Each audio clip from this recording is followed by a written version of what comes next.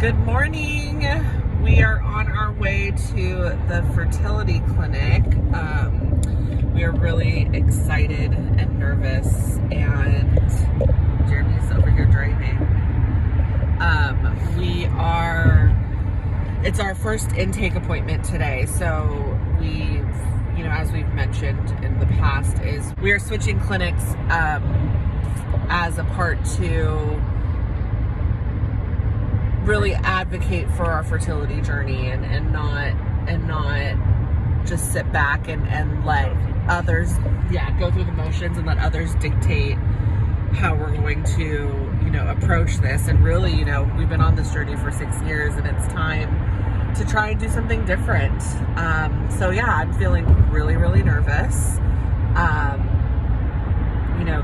When I was building my profile for the fertility clinic, I had to kind of relive all of the history and it was really triggering, all of the emotions that came with reliving, having to go back through those different journeys and go back to, all of the failed cycles. It was really emotional, and so ever since I did that, which was about a couple weeks ago, I've just been really on edge and really nervous about how this is going to go, because every time I walk into these offices, I always feel like I get some sort of bad news, and so I'm just hoping for even no news today would be amazing, or like just a plan, or preferably good news. Babe, how are you feeling? Good. I'm excited to just get started, try something new, get to the goal we want. And I'm doing it with you, so it's cool. Ready to go. Yeah, ready to go is the right way to say that. We'll check back in with you guys after, once we have some information, and we're excited. Talk to you guys soon. Okay, so we just got done. Well, we got done like 2 hours ago because we went and got food. But we had our initial consultation, got a lot of information. We were in there for almost 2 hours? About 2 hours. About two and a half hours. Love our doctor. She was lovely. Her name is Dr. Lovely. That is her name, Dr. Lovely, and she was very lovely. Perfect. She was just honest, which is something we've lacked in some of our other, from some of our other doctors. We, and not so much honest. Like, I think all of our doctors have been honest with us. It's been more open,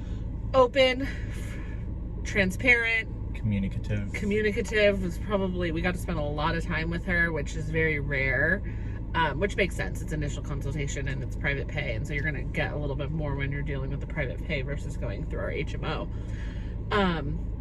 But she was great. I mean, she's a reproductive endocrinologist, which is what I want. That's what I want to be working with, especially with the genetic disorder that I have, and she knew my disorder, which was great. I feel like when I got diagnosed at Kaiser, it was like, oh, you have this super rare disorder that no one's ever heard of. And with her, I felt like, oh yeah, you have CAH. Like, okay. She knew it. She knew it, and she knew exactly what she was looking for, and exactly what issues it was going to take to fix the disorder, which was really cool. And had a plan. And so she reviewed all of our medical history, all of our fertility history, and then she basically asked us, she said, we can do this 1 to 2 ways. We can, picked up where you guys left off and go into another couple medicated IUIs, or you can jump right to IVF. And she was like, and there's benefits and disadvantages to both. And, I almost kind of cut her off at that point, because I was like, look, I came here for IVF. If that's it, I'm ready for that next step. We've done the IUI, we've done the medicated cycles, we've done timed intercourse. I mean, we've done everything. And so it's time to take that next step in our journey. And it's scary. So then she she spent a lot of time just going over what IVF, what it looks like. And I guess I didn't realize it was a 4-month process. Like, I thought like we would be starting IVF next month and I would be pregnant in the next couple of months, but I didn't. Nothing ever works that fast. But okay. Yeah, no, I don't know. I guess I just, you see, I follow a lot of groups and stuff, and you see women talking about the actual like month of transfer and their month of getting implantation. And I always thought, like, I didn't realize there was so much prep work and that there's like a rest period in there. And so basically the first month is we're going to have like a test month, and that's going to just be where we're going to go through a normal cycle. They'll put me on birth control. I guess it's pretty standard for IVF. And then we'll do the stimulated month, which is a month we're going to harvest eggs.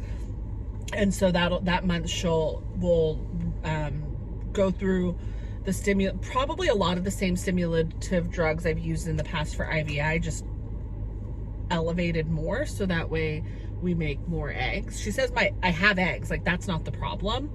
It's getting the timing right and getting the amount of eggs that we need. And so it's a numbers game, as you all know. And so that'll be the second month of the cycle. Third month is going to be a rest month. We aren't going to do a fresh egg transfer. We will only do a frozen egg transfer. And the reason for that being is because of the genetic disorder that I have. It doesn't make sense for us to do a fresh egg transfer and risk that embryo having the genetic disorder that I have. And so if we want genetic testing, we have to go through frozen cycle transfer.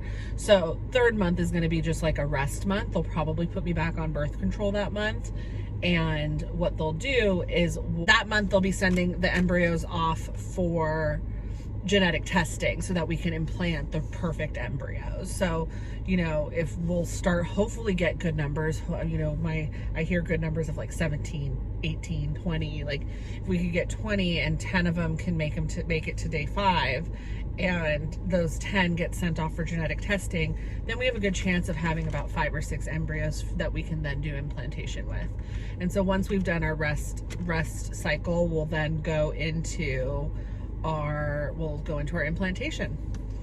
And yeah, then it's just, implantation is just like IUI and trying to see, hopefully, that we get lucky. I mean, I was interested to see the percentages. For some reason, I thought IVF's success wasn't as successful as the numbers that she was throwing us, but it looks like once they implant, you have about a 60% chance of getting pregnant. Yeah. We also found out that Tamara has to take a lot of tests. I do. I have to take 2. Yes. Yes. I'll be done in a week. Yes, I have a lot of blood work to do. So right now, our next step is there's some blood work that I have to get done. I did get some blood work done today. The blood work that I have to get done, she did talk to me about diet and exercise and getting healthy. And this was one of the things I liked about her, was she just was really upfront about diet and exercise. And, you know, I know that I need to work out. But sometimes when a doctor tells it to you, it's like, oh, frick, I really do need to work out. Firk. Oh, firk. Sorry, we've been watching The Circle on Netflix, and this guy loves to use the word firkin, and we find it hilarious. Yeah, so that's pretty much what's coming up. I was a little anxious throughout the whole thing. I'm really anxious about the cost. I mean, fertility, IVF is just so expensive. And so we're kind of working through that side of it now and trying to figure out, you know, how the hell are we going to afford all of this? But, you know, this is something we both really want, and we'll go from there. Do you have anything to add? How are you feeling? Fine. I'm good. It's Friday. He's a man of very few words. It is Friday. It is Friday. And we got to take the day off today. Which was nice. Which was really nice. So, very rare that, minus like us running around crazy on the weekends, that we get a day off together. Mm-hmm. Yeah, nothing here, not yet. Well, you know, I think our biggest focus right now is getting the blood work done. They have to test and make sure that if I have this like 21 hydroxy gene, I think is what she said. 21 chroma something. Yeah. It's some with chromosomes. Yeah. Anyways, this is where we are not the doctors. I have a deficiency, or there's a chance that I might have this 21 hydroxy deficiency, I think is what it's called. So they did some blood work today to check for that deficiency. If that comes back that I have that deficiency, then Jeremy has to get tested.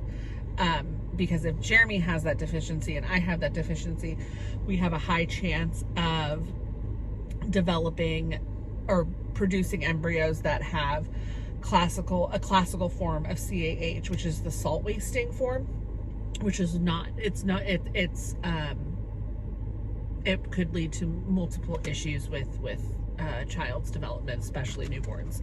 So we obviously don't want that. So that's going to kind of dictate what our next steps are, if we're going to really need specific genetic testing on those embryos. And yeah, that was pretty much it. We then they have to do all the other routine blood work. There's so much blood work that has to get done. I'm hoping my HMO will cover some of it. Fingers crossed. Jeremy has to get, do you have to get blood work? I think so. I don't think you do. You have to get some of the they like make California requirement ones. Yeah, so at the state of California, they require before you do any sort of insemination. So he's had to do this before when we were doing IUI. He has to get they have to just make sure that they're not injecting me with all kinds of weird bad HIV things. or bad things. Yeah, so he has to go get tested just to make sure he's clean, which I'm pretty sure he is. I was last time, so nothing's changed since then. And then of course he has to go get the lovely splooge in a cup. Is that what we're calling it? That's what we're calling it. I'm not going to just call it insemination because it's not as gross. It's not semination. It's semen analysis, but we're going to call it the splooge in the cup. Are we? Yes. Don't they have? Oh no, that's ball in a cup. I guess it kind of applies. Kind of the same thing.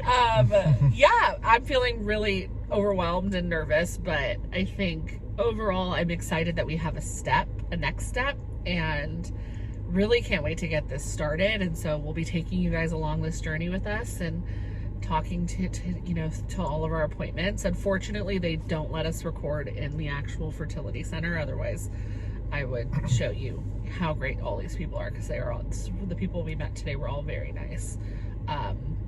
But we will recap with you guys, and hopefully 6 months from now we're sitting here telling everybody we're pregnant, which would be pretty awesome. That would be really cool. But we're not getting our hopes up. That's the goal. And whenever I say that, I mean my hopes are already up, but that's okay. That's why I'm here, to keep us level. To keep us level. His hopes are up too. It's fine. But I'm level. up to a level. Well, thank you guys. It's so funny because we're recording this, and this is really the first video we've ever recorded, which when it gets actually out there, it'll look like it's like the 4th or 5th video that's been recorded, but it's really the first one. So this is really our first time doing this, which is kind of weird.